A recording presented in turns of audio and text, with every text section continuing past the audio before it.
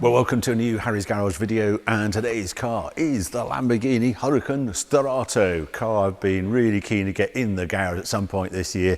It arrived just at the end of last year. I think it's almost a Lamborghini's 60th anniversary birthday present to itself. It's a wild thing. It's a Lamborghini like we've never seen before because it has this off-road ability. The clue's in the name. The Sterrato is dirt track, and that's what it's been prepared for. It has higher ground clearance, 44mm higher ground clearance, and just a generally mad sort of look about it. Now, a lot of people do compare it to the 911 Dakar that has arrived this year as well, but actually this is much more powerful and significantly more expensive and just nuttier, really.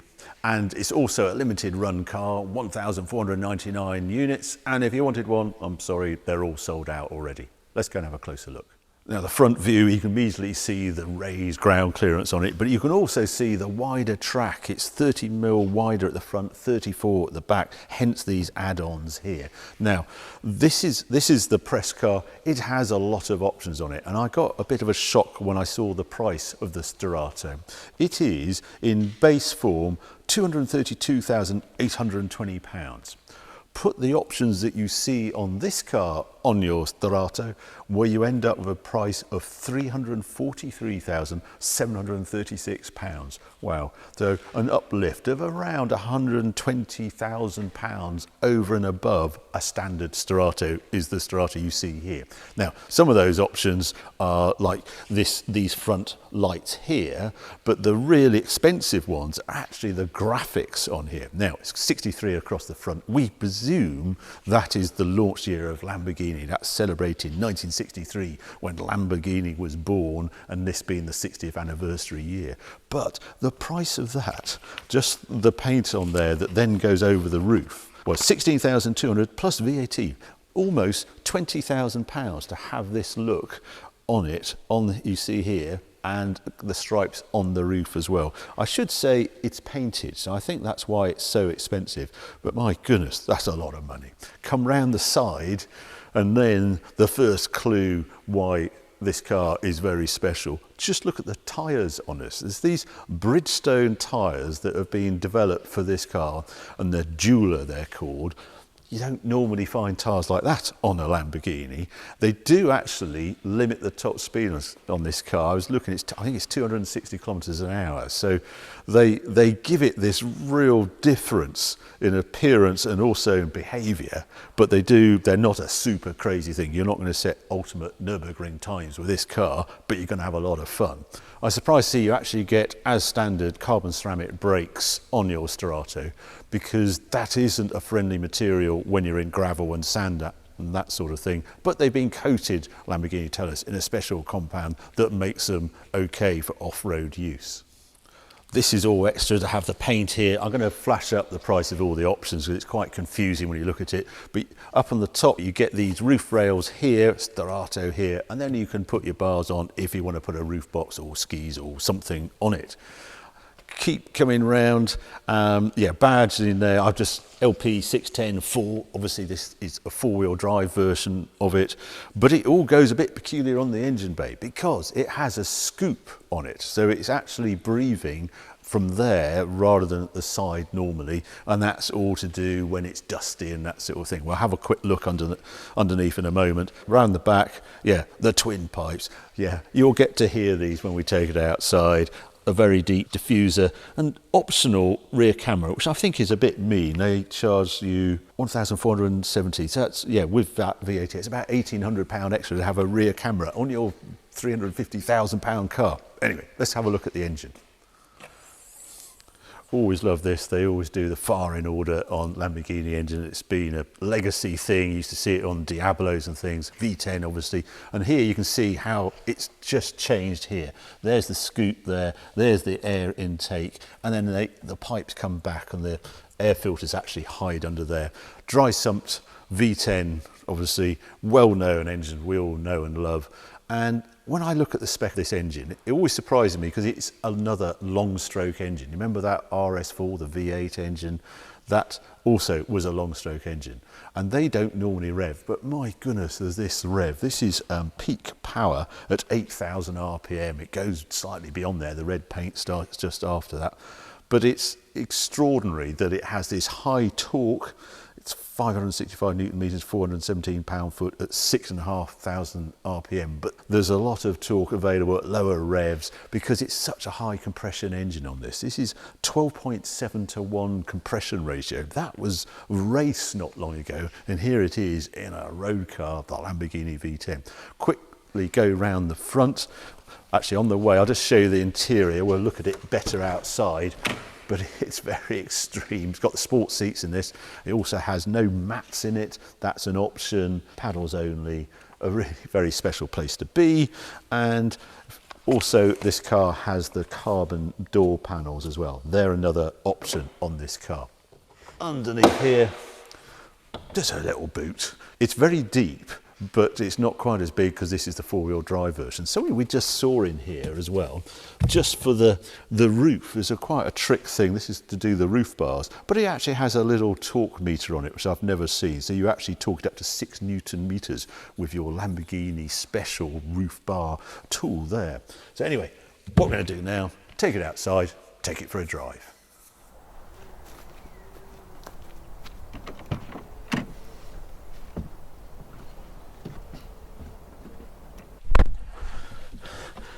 Very stripped out in here.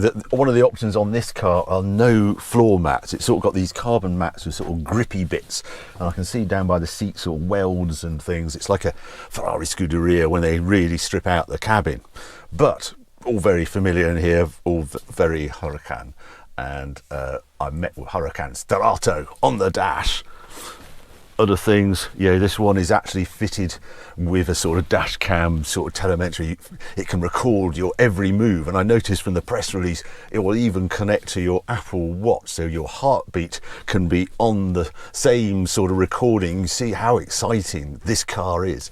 Yeah, round the cabin, there's a lot of things on the wheel. Obviously no stalks. I've got an indicator movement here, which is like a motorbike one, just left and right. Lights. The wipers are on here as well. First time I drove this car was at night, and I was swearing after a bit, because things like, you've got a flasher for the headlight. You just press this button and it flashes the headlight. Well, that's all good, but when you're at night, there's no auto dip or anything like that, and if you just press it at night, it just flashes the headlight again. You have to press and hold to get high beam, and it's just you just think, oh, this is a bit odd. And then to get those driving lights, the additional ones on the Sterrato on the nose, you have to have main beam on, and then you put it on here on the dash, and then they come on, and yeah, you go to dip and they don't come back on. You've got to go through the same performance. So yeah, it's always been a bit of an issue with a Huracan really, but you get these wonderful paddles, a great wheel, great view. I like the how it's laid out, the actual dash, and you also get this special button down here, Strada Sport and Rally. Again, I think the Manettino on a Ferrari is in a better position, but it's good you get it, and you haven't got any way of actually personalising it to your view. But as you'll find out when we get out and get going, Sport and Rally are beautifully set up, so you don't feel the need you have to do something. What else have we got? Yeah, no storage. You've got a funny place to put your phone in here. There is a little place here as well. I can't remember if that charges or not. There's, CarPlay and things. This has the carbon door panels on this car. That's an option. I ought to get it going really, shouldn't I? And actually it starts in Strada mode, which is its sensible mode, vaguely sensible, and then there it is all laid out, and 8,500 RPM, the red line, just crazy. Yeah, electric handbrake, manual, and park and reverse here. As you probably guessed, when I got into this car, I'm in a field, so I think it'd be appropriate really if I just move it. Yeah, there's sport. Obviously the exhaust of this car. Rally I think is what I need for where I am at the moment. Oh, the view out the back, that's the other thing. There isn't a view out the back. That giant air intake snorkel sitting above the roof just means you don't see much out of the rear view mirror. You are very reliant on your side mirrors, and good job, they're actually really good. So what I'm going to do, I'm going to have to accept all this. It's like the Maserati to get everything there. No, I don't want to do that. Don't want to proceed. Telemetry, put that on. Function not available. Oh, for goodness sake. Yeah, drives you nuts. But let's see. Let's go and see how it behaves in a field. Ha. Oh, yes.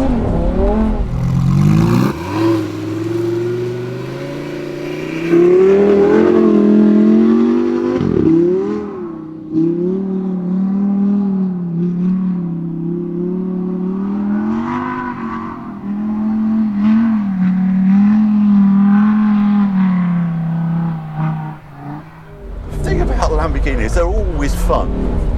I think this one is especially fun. The engineers, I think they've had a ball with this one. I'm going to have to go and do this again. I was going to go out, but I think I'll just do another lap, just for the sheer hell of it. It's quite loose, isn't it? Will it do? Let's have a look what it does around here. It's quite slippery out here, as you can tell. Look at that. Yeah, I've got to watch it. This is like a wet field, wet grass is like snow.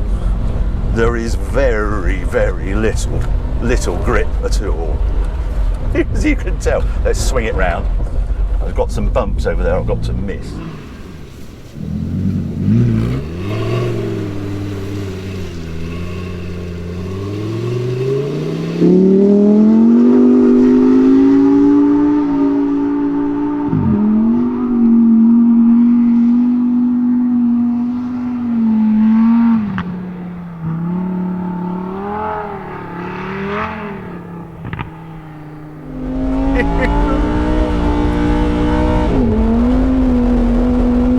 Yeah, I think we're going to get up.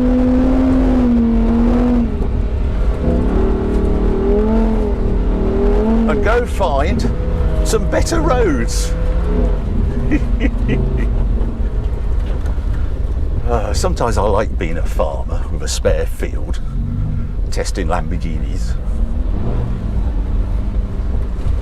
I left the field behind. I'm just in normal Strada mode, and it's a Huracan transformed, quiet. This obviously gets the dual clutch transmission gearbox, and it's a very good gearbox. It's one of the best, I think, of all the dual clutch gearboxes out there, and I love the way the reverse, which I'm obviously not going to do now, is just you use this big lever, flick back straight into reverse, flick on the paddle, and you're in first going forward, and it's just dead easy to use and never misses a beat and never seems to stumble like some other dual clutch transmissions do. Now, I have obviously the choice of modes here. I'm in Strada. I've just come through Burford. I want to be as quiet as possible. Well, I've got my little squirt up the hill. I'm going to put it into sport, and there's another form of Huracan comes about. I'm still in auto mode.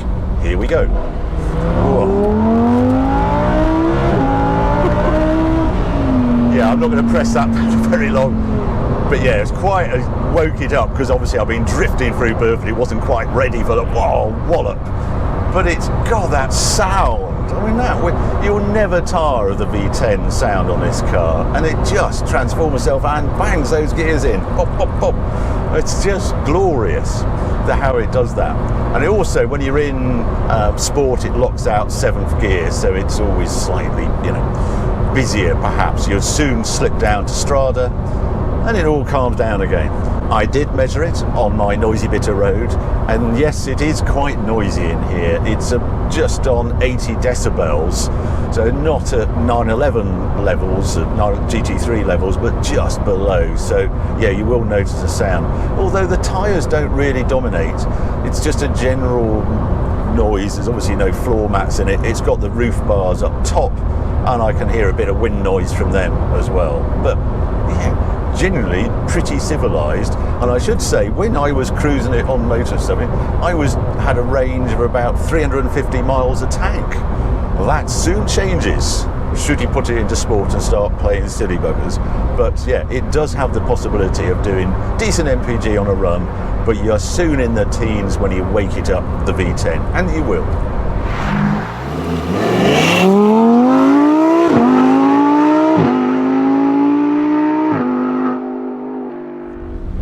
The other other strange thing it does in sport is it goes quiet like this, but when you come to a stop, it's like the exhaust comes on. I don't know if it's got a launch control. Let's try it out of here. Ooh.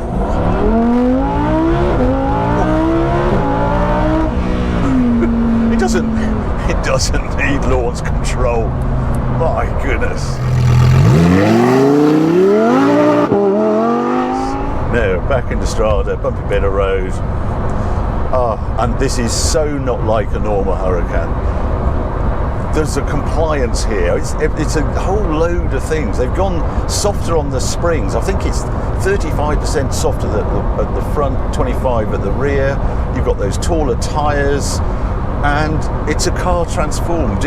What am I in? Am I really in a Huracan? And you know you are, but just extraordinary. Made for this road, this sort of B road, this Huracan Sterrato. It's unbelievable, and it's suited to it just daily use. And I'm not surprised they've done it. If you've driven in Italy recently, they have some of the worst road surfaces going.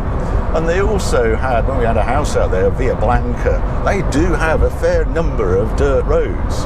And I can quite see why they've done this car. Apparently it came about during sort of Eurus development. Down at Nardo, there's this test facility at the bottom of Italy. And they also have an off-road course there, as well as the famous bowl for 200-mile-an-hour motoring. And while they were doing the Eurus, they thought, God, wouldn't it be amazing if we made one of our mid-engine cars work on this sort of surface? And that's where this car was born. It was nothing to do with 911 Dakar coming out or anything like that. This was Lamborghini engineers saying, could we do it? The other thing about it is Fritz springs, so there's no sort of adjustable suspension, there's no nose lift on it. I should have mentioned that. A bump just absorbs it.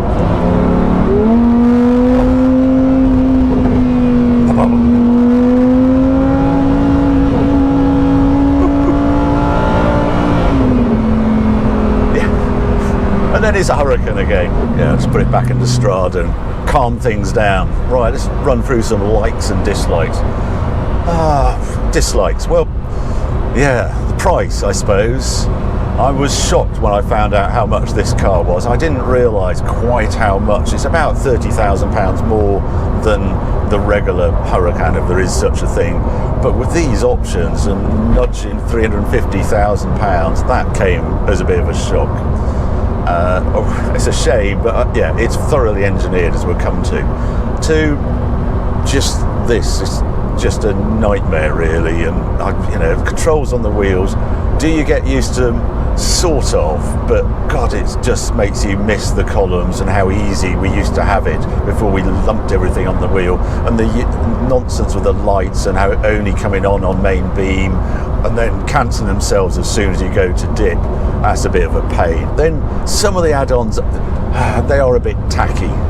I suppose the bolts on the lights are already going rusty and things, and a little bit more depth for some of the ancillaries. I don't understand the paint, and the bolt-on arches just look as though they could have been done a little better. And visibility out the back, that's a pain. I don't understand why they've made the intake across the engine to block even more rear view out, when it'd be much better if it was actually in line with the engine, and then you might be able to see something out the back window. But yes, so we'll get used to it, and you've got very good side mirrors. Naturally, there's many more likes than dislikes. I'm going to go into sport, just my corner. I'm going to get into manual. Let's go through my favourite corners. Yeah, brakes, super powerful with the carbon ceramic discs. Easy to moderate. They're quite busy brakes because I think they do a lot of torque vectoring as well. Ooh.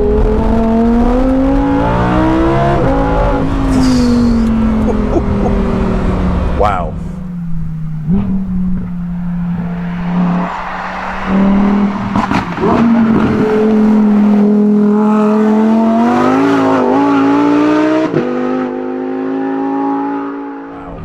Yeah, the tyres, the likes, the handling, just a bit, it's fantastic.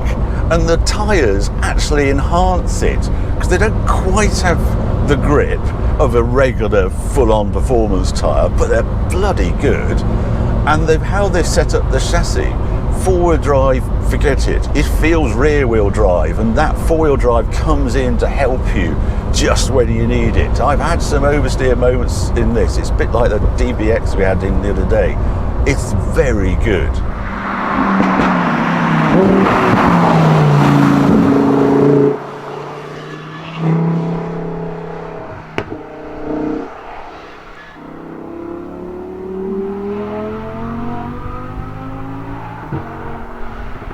The engine, you never tire of this V10. The drivetrain combination is one of the world's greatest engine gearbox combinations in this car. It just delivers everywhere. You've got the torque, you've got the excitement, you've got the sound, you've got the incredible gear changes, huge powers to control with, a delight. Steering, handling, I feel connected, it's usable. I just love that about it as well. I didn't expect it to be so daily, you know, you don't even have to clean this Lamborghini. It looks just as good dirty or clean. So, huge number of likes for this car. What did I think? I think it's the crowning glory, no doubt, of Huracan. I love how they've reinvented something. And it's, why does it have to be at the end of production? And we're now sort of going to mourn the loss of the Huracan and the V10, as so Lamborghini tell us.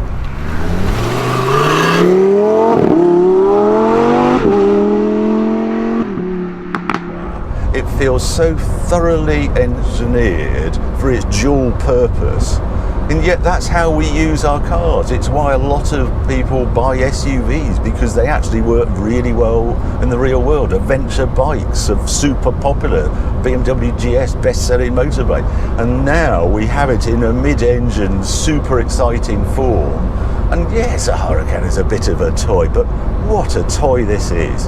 I haven't enjoyed a Lamborghini like this new one in years. It's better than the Aventador for me.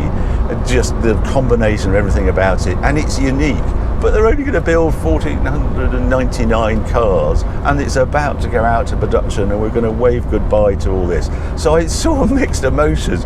Fantastic car, but don't stop now. Do a Sterrato 2 and a Sterrato 3. I want to see it continue. So there you go. Hope you enjoyed this review of this very special Lamborghini Sterrato. If you did, well, keep watching, keep subscribing. More videos coming on very soon.